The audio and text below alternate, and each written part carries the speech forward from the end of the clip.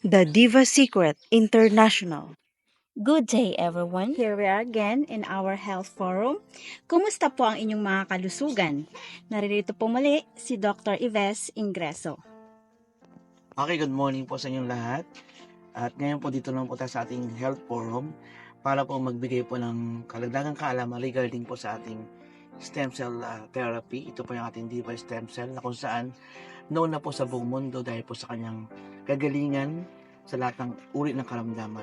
At ngayon pong araw na to, muli po natin makapanayam si Ma'am Leticia Sanchez, isa po sa ating mga pasyente from PSU.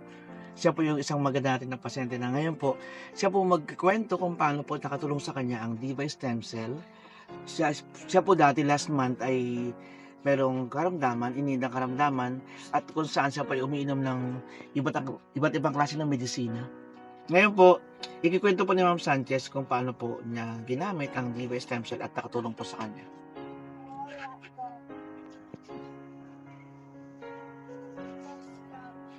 Hello, ma'am. Hello, good afternoon.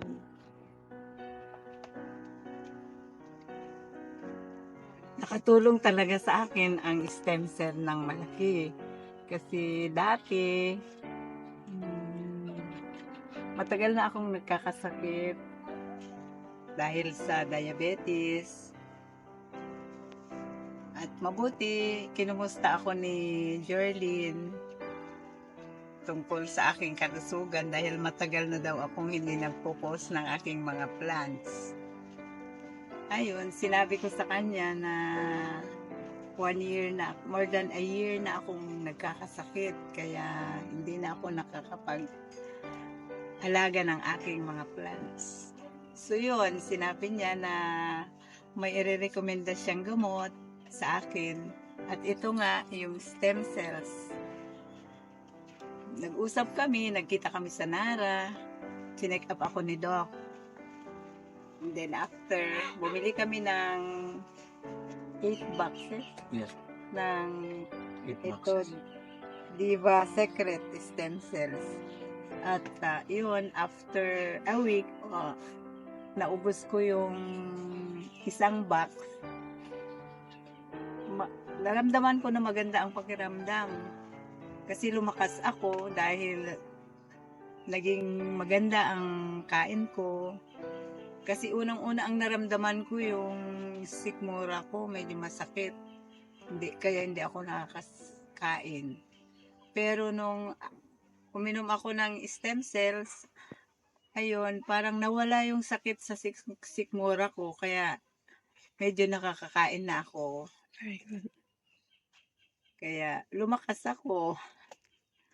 At ang isa pa, nakakonstipate kasi ako. So, nung once pa lang na uminom ako ng gamot, ayun, gumaling naman ang aking constipation. So, malaking tulong sa akin ang gamot na ito dahil maliban sa hindi siya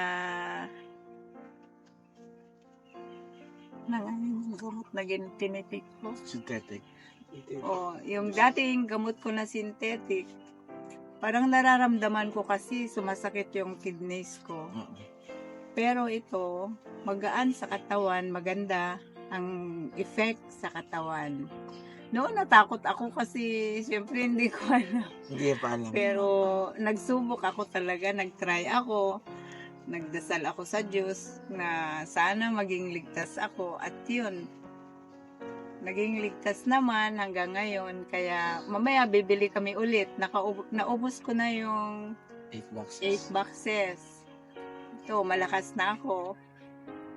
May awa ang Diyos, gagaling ako. Yes, ma'am. At si ma'am po ay pupunta ng Turkey, no?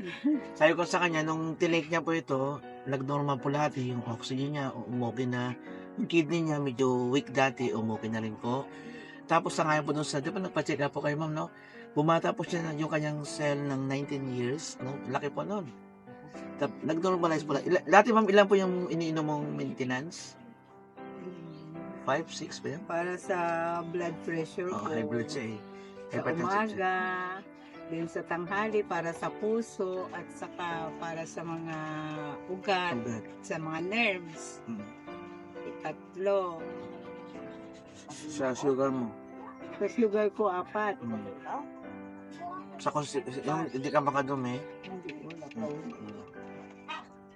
4 ang dati kong tinitik na synthetic na mga gamot. Yes po. Pero ngayon po, Saka vitamin Yes. sa gabi. ito po yung stem cell po, complete na po siya. No? Hindi ba kailangan mag-intake ng vitamins,